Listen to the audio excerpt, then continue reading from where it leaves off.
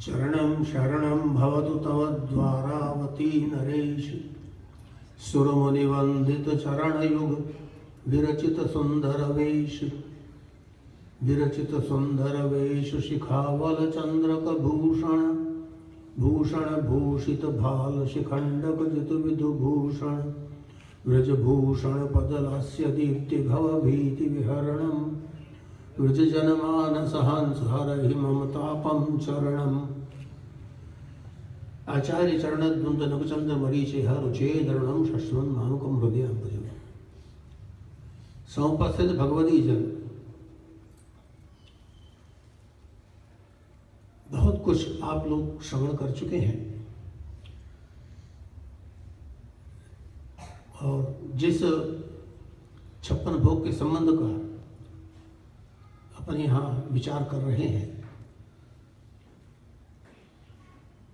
श्री महाप्रभु के संप्रदाय में जिसको अपन पुष्टि मार्ग के नाम से जानते हैं पर पहचानते हैं कि नहीं ये मुझे पता नहीं। जानने में और पहचानने में बहुत अंतर होता है। पहचान उसकी बराबर होती है, जानना सहज होता है। अपन ने पुष्टि मार्ग को शायद पहचाना है कि नहीं ये तो मैं नहीं कह सकता, लेकिन पुष्टि मार्ग वास्तव में पहचानने की चीज है, केवल जान लेने की नहीं। जानने में ऊपरी सतह पे जाएंगे, पहचानने में उसकी गंभीरता आएगी।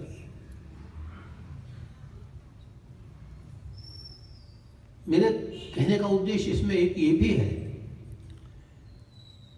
कि पुष्टि मार्ग कई प्रकार से विचार करता है। आचार्य चरणों का जो सिद्धांत है वो प्रत्येक वस्तु को बहुत गहराई से सोचते हैं, बहुत गहराई से सूचना करते हैं और सूचनाएं आचार्यों की जो होती हैं वो बहुत संकेत में होती हैं।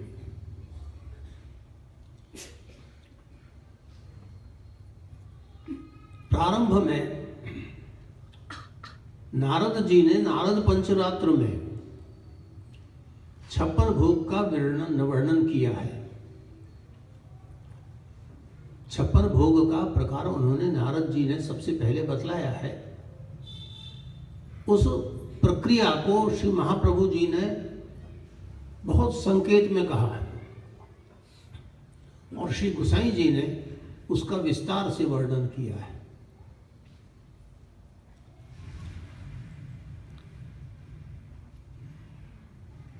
शास्त्रीय परंपराओं में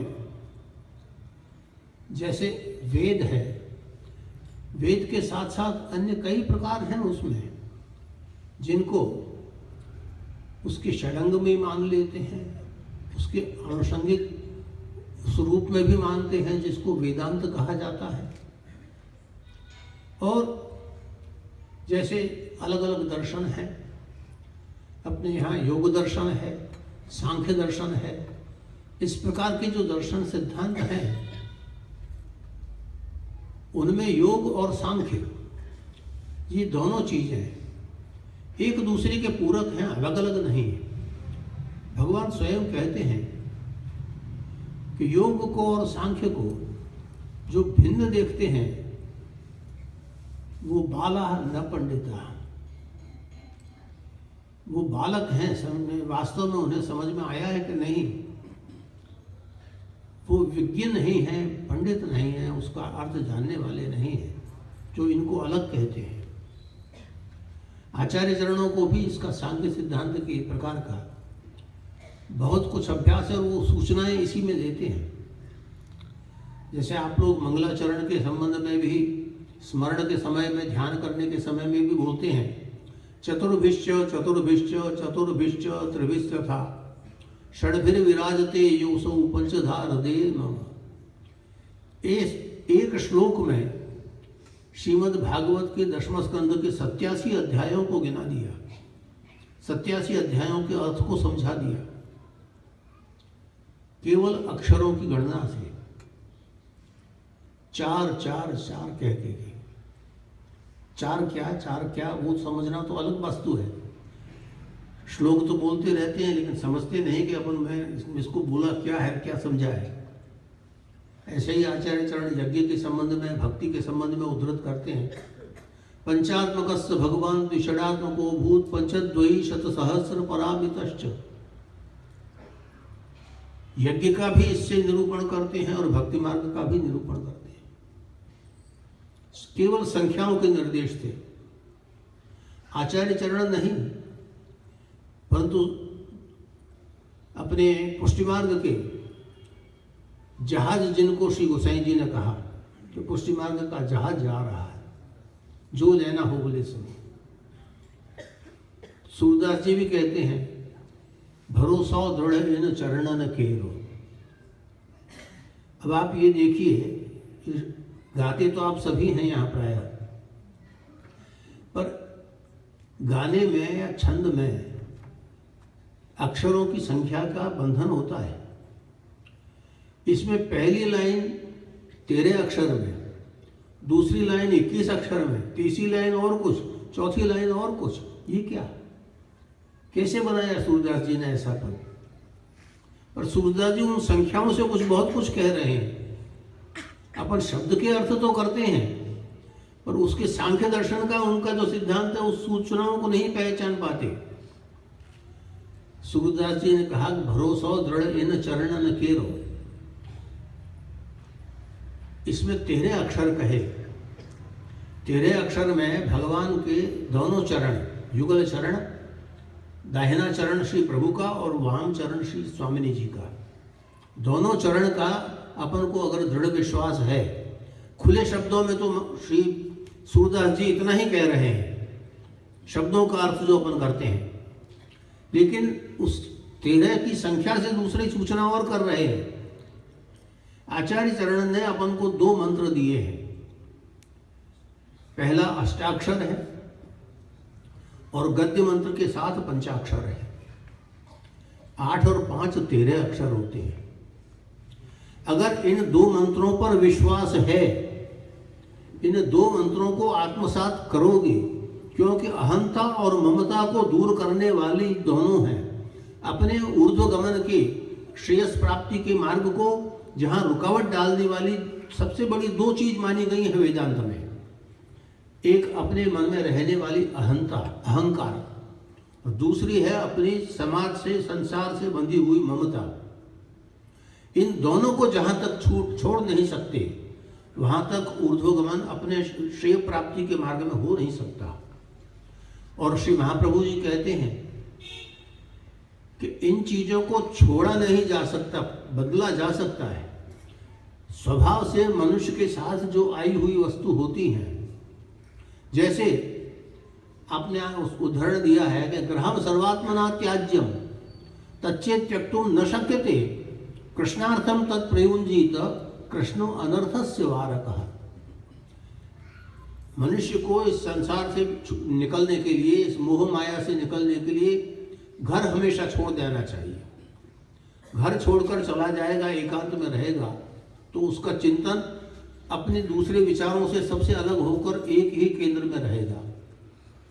आचार्य जनों ने कहा कि ये युग धर्म की स्थिति को देखते हुए आज ये अशक्य प्राय है। अपन घर छोड़ देते हैं तो दूसरा घर बना देते हैं। घर के अंदर की जो अपनी ममता है उसको नहीं छोड़ पा रहे हैं। तो आचार्य चरण ये कहते हैं कि कृष्ण, वो घर जो है वो अपन भगवान कृष्ण को समर्पित कर दें, क्योंकि कृष्ण उसके अंदर रहने वाले अनर्थ को दूर कर देने वाले हैं। ये मैं नहीं, मेरा नहीं, ये भगवान का है, ये मान लेने से, अपने हृदय से मानने से, खाली बोल देने से नहीं, ये मान लेने से उसका जो अनर्थ है, ममता जो अपन को बांधने वाली है, वो छूट जाएगी। अपन उसके, आज की परिभाषा में कहूं तो अपन अपने ही घर के ट्रस्टी हैं। अपन उसका संभालने का अधिकार रखते हैं, उस पर आधिपत्य नहीं, वो भगवान का है। ये भावना जो आचार्यों ने प्रदान की है वो इसीलिए कि अपन में जो दूसरे दूषण जो हैं, जिनके कारण अपने श्रेय प्राप्ति का मार्ग छूट रहा है, वो दूर हो जाए। और उस चीज को सूरदास जी इस रूप में बताते हैं कि भरोसा दृढ़ इन चरणन केरो, अगर इन 13 अक्षरों पर विश्वास नहीं है तो फिर आगे कुछ नहीं मिलेगा। पूरे इस पद के सभी अक्षरों के अलग अलग अर्थ हैं, और समय की मर्यादा सभी के लिए है, मेरे लिए भी थोड़ी है, तो उसके लिए मैं और पूरा उसका विस्तार में नहीं जा रहा हूँ। लेकिन इतना मैं जरूर कहूँगा कि 56 भोग में जैसे आप कह रहे हैं 56, ये 56 संख्या भी खाली 56 गिनती बताने के लिए नहीं होती है। 56 का भी अर्थ इन चतुर्विश या चतुर्विशी की तरह ही ये होता है। मैं जैसे बतलाऊं कि लोक में तो ऐसा प्रचलन है, लोगों की मान्यताएं अलग अलग लोगों की होती है, क्योंकि पुष्टि मार्ग भावना पर आधारित रहता है, दूसरे लोग उसके देखा देख चलने का प्रयास करते हैं, वहां भाव का संबंध नहीं होता। संख्या को पकड़ ली है कि 56 भोग होता है। अब 56 भोग कहाँ होता है, कैसे होता है, इसकी चर्चा करना अपेक्षित नहीं है। लेकिन ये बात जरूर है कि लोग समझते क्या हैं कि 56 कटोरे में रख दी या 56 टोकरियों में रख दी तो वो सामग्री 56 भोग कहलाती है, या 56 तरह की मिठाई बनती हैं तो 56 भोग हो जाता है।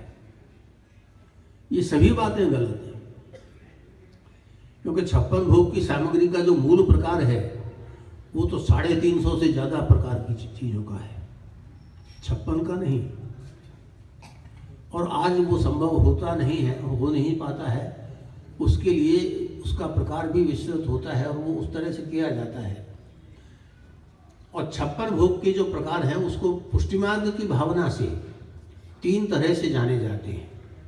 पुष्टि मार्ग हर एक चीज पर विचार करता है, आदि भौतिक रूप क्या है, आध्यात्मिक रूप क्या है और आदि दैविक रूप क्या है।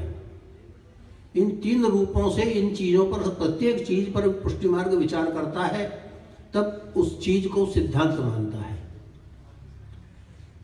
अब जैसे मैं सबसे पहले आदि दैविक रूप बतलाता हूं। अपने यहां कृष्ण लीला की भावना, कृष्णावतार के समय की जो प्रक्रिया है उस भावना का लिया गया। तो नंदराय जी के घर से बारात जाती है, वृषभान जी के यहाँ बारात के स्वागत होता है और भोजन की व्यवस्था होती है, और वृषभान जी नंदराय जी को निमंत्रण करते हैं। वो संख्या 56 होती है।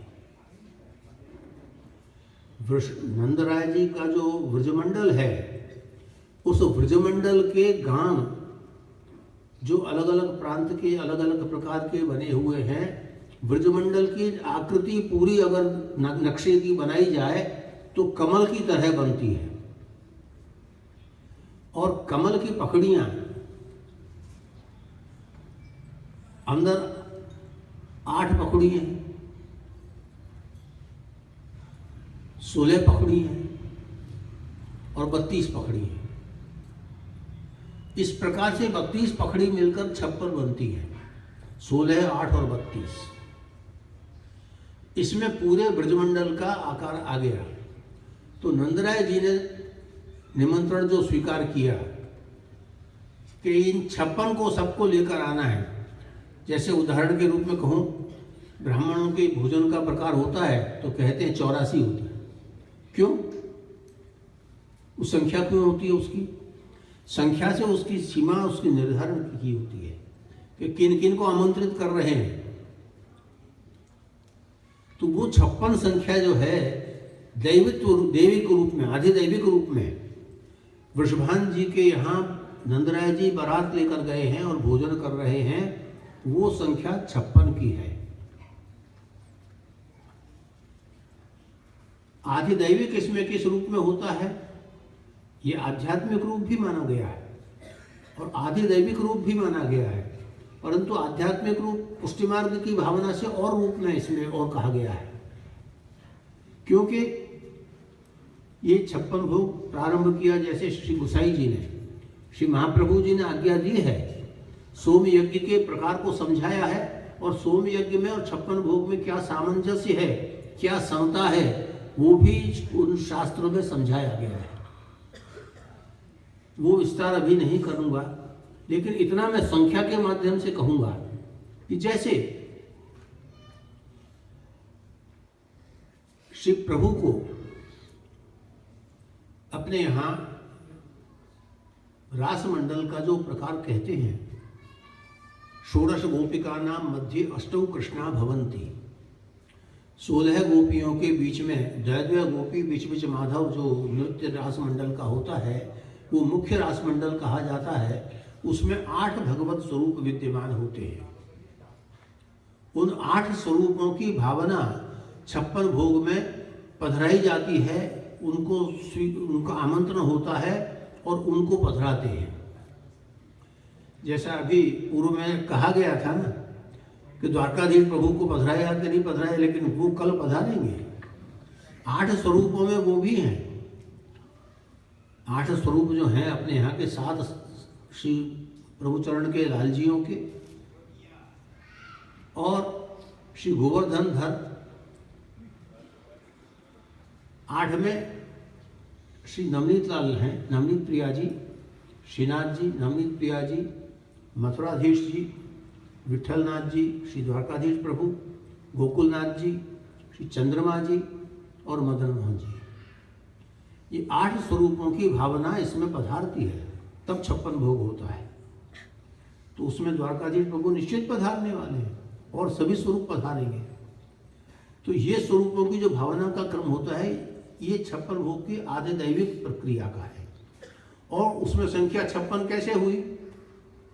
किसी गोसाई जी ने आज्ञा की अपने 7 पुत्रों को कि सब स्वरूपों के लिए अपनी तरफ से सब सामग्री तैयार कराओ। तो प्रत्येक सामग्री प्रत्येक स्वरूप के लिए हुई 7-7 प्रकार से। तो 8 को और 7 से गुणित करोगे तो 56 ही होगा। वो भी 56 की संख्या जो है वो सार्थक और आधिदैविक रूप की निश्चित की हुई है। तो ये 2 प्रकार से आदि भौतिक और आध्यात्मिक रूप से 56 भोग के प्रकार को समझाया मैंने। अब अपने आदि भौतिक प्रकार को लेते हैं। पुष्टि मार्ग ही नहीं, केवल भारतीय समग्र संप्रदाय जिसको अपन सनातन कह रहे हैं और भी दूसरे उसके भेद हैं, सभी लोग मानते हैं कि मनुष्य योनि मनुष्य की है। ये जीवात्मा जो है 84 लाख योनियों में भटकता हुआ आता है, तब मनुष्य योनि में आता है। 84 लाख योनि गिनी जाती हैं जीवात्मा की। वनस्पति, पशु पक्षी सभी प्रकार उसमें गिने जाते हैं। उनका बहुत बड़ा क्रम है, परंतु संख्या शास्त्रों में 84 लाख दी हुई है। अब उसमें अपन लोग अभी इस समय मनुष्य जन्म में हैं। मनुष्य जन्म में भगवान ने सबसे अधिक दूसरे पशु पक्षियों से ज़्यादा बुद्धि मनुष्य को दी है और एक विवेक शक्ति उसको दी है। विवेक करने की बुद्धि, बुद्धि तो है ही, लेकिन साथ में उसको विवेक बुद्धि भी दी है कि क्या करना चाहिए क्या नहीं करना चाहिए उसका विचार कर सके। तो अब ये जो मनुष्य है, ये अपने इस मनुष्य जीवन में अपने पूर्व जन्म के किए हुए कार्यों को अगर गिनना चाहे, गणना करना चाहे, तो उसकी संख्या कितनी हो सकती है? 84 लाख में से 1 घटा दीजिए तो 83,99,999 रह गए। 8 और 3 11 अंक, जो अंकशास्त्र के हिसाब से गिनेंगे तो 8 और 3 11 और 99,999 यानी 5 9 45, 11 और 45 हो गए 56। मनुष्य जीवन में अपन जो भगवान को अपने कर्म फलों को अर्पण करना चाहते हैं, हमारे किए हुए अच्छे बुरे सब कर्म जो भी हैं उनको हम आपको समर्पित करना चाहते हैं, तो ये प्रकार है 56 का। 56 कटोरे की या 56 छपड़ी की चीज नहीं है। ये तो जो संप्रदाय की भावनाओं को नहीं समझते वो लोग किया करते हैं। आप लोग वैष्णव हैं और आप लोग इस प्रकार से कहीं विचारिए कि हम अपने संपूर्ण जीवन के कर्मों को अनेक जन्मों के कर्मों को हम श्री प्रभु को समर्पित कर रहे हैं। कर्म के बंधनों से मुक्त होकर ही जीवात्मा मुक्ति को ओर जाता है, नहीं तो कर्मफल से उसे अच्छा और बुरा दोनों प्रकार का भोग होता है। उस कर्मफल के दोष से निकलने के लिए आचार्यों ने 56 भोग की प्रक्रिया समझाई है। 56 की संख्या इसलिए दी गई है, 56 सामग्री की संख्या नहीं है, न 56 कटोरों की संख्या है। 56 को अपन को समझ करके करना है और प्रत्येक जीव अपनी उसमें जो रंचक जो जिस प्रकार की सेवा हो सकती है उसको समर्पित करता है। वो पत्रम पुष्पम फलम तोयम भगवान तो स्वीकारते हैं, अपनी भावना को स्वीकार करते हैं। वो उनके लिए, जैसे कि कल ये बालकों ने प्रवचन किया था तो कहा था कि किमासनंते गरुड़ासनाय, किम भूषणम कौस्तुभ भूषणाय, लक्ष्मी कलत्राय किमस्ति देयम। अपन उनको दे ही क्या सकते हैं, अपन को तो केवल प्रणाम करने का अधिकार है। तो अपन प्रणाम करें उनको और अपने मन की भावनाओं से उस चीज़ को समर्पण करें कि हमारे जो कुछ भी अच्छे बुरे कर्म हैं सभी आपको समर्पण करते हैं। आप किसी भी दान को किसी पंडित के द्वारा जब संकल्प करते हो तो कृष्णार्पण वस्तु सबके करवा देता है। कृष्णार्पण वस्तु जो करता है वही प्रकार अपन भावना से लिए जाते हैं और ये 56 भोग का आयोजन करते हैं। 56 भोग उसकी चीज का प्रदर्शन नहीं है, सामग्री का प्रदर्शन नहीं है। सामग्री कितने प्रकार की होती है ये देखने के लिए नहीं जाते हैं, अपन अपनी उस भावना को समर्पित करने के लिए दर्शन करने जाते हैं कि हमारे जो भी कर्म हैं वो हम आपको समर्पित कर रहे हैं। क्योंकि आचार्यों ने एक चीज समझाई है कि वस्तु अलग अलग तरह की होती हैं। कुछ चीजें, कुछ फल, कुछ इत्यादि ऐसे होते हैं कि दिखने में ऊपर से कठोर लेकिन अंदर से मीठे होते हैं। कुछ चीज ऊपर से नरम होती है, अंदर से गुठली कठोर होती है। और मिश्री एक ऐसी चीज है कि जो ऊपर से या नीचे से कहीं से भी उसको देखोगे तो मीठी ही एक ही रहेगी, उसमें फर्क नहीं आएगा। इसलिए मिष्ट को, मधुर को आचार्य चरण ने अपने प्रकार से उसको समझाया है। और मुझसे एक व्यक्ति ने पूछा था कि गोसाई जी ने 56 भोग शुरू किया है, महाप्रभु जी ने कहाँ कहा है। तो मैंने उससे कहा कि भाई महाप्रभु जी जो कहते हैं उसको समझना सरल काम होता नहीं है। तदुक्तम अभी दुर्बोधम सुबोधम स्याद यथा तथा गोसाई जी इसीलिए सर्वोत्तम प्रदान करते हैं। अब आप देखिए महाप्रभु जी ने मधुराष्टक कहा कि नहीं कहा। मधुराष्टक श्री महाप्रभु जी की वाणी है। मधुराष्टक में मधुराधिपते रखिलम मधुरम कितनी बार कहा? 8 बार। और 8 श्लोक हैं जिसमें अधरम मधुरम के संग जितने जितने भी लोग जाएंगे मधुर मधुर मधुर गिनते जाइए, प्रत्येक में 7-7 बार कहा। तो 8 और 7 56 हुए कि नहीं? महाप्रभु जी संकेत बतला रहे हैं कि 56 करना क्या होता है। महाप्रभु जी ने नहीं कहा, ये जो कहने वाले हैं वो महाप्रभु जी की वाणी को समझ ही नहीं पाते तो कहते हैं। पर महाप्रभु जी की वाणी में तो महाप्रभु जी ने संकेत दिया, जैसे मैंने पहले ही कहा कि सांख्य दर्शन से कहने का आपका एक शौक है, आदत है, चतुर्विषय इसीलिए इसको समझाया।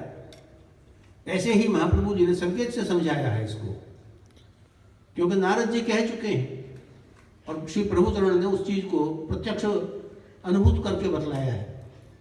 तो ये 56 भोग की संख्या जो अपन गिन रहे हैं वो आप दर्शन करें तो अपने उस भाव से करिए कि हम लोग अपने सब कर्म फलों को श्री प्रभु को समर्पित कर रहे हैं, इसलिए अपन उसमें भाग ले रहे हैं। अपन ये केवल एक दिखावे के रूप में या बड़ा कोई आकार बनाकर करने के लिए नहीं करते हैं। श्री प्रभु को प्रसन्न करने का एक साधन है और उस साधन के द्वारा अपन अपने उन संपूर्ण जीवनों को 84 लाख योनियों के जीवन को समर्पित करने के लिए भाव लेकर चलते हैं। 56 भोग को पुष्टि मार्ग इस भावना से देखता है, पुष्टि मार्ग इस भावना से करता है। अन्य लोगों को जैसे ही करना हो करें, भगवत इच्छा हर एक की अपनी अपनी सूझ होती है, करते रहते हैं। मैं इतना ही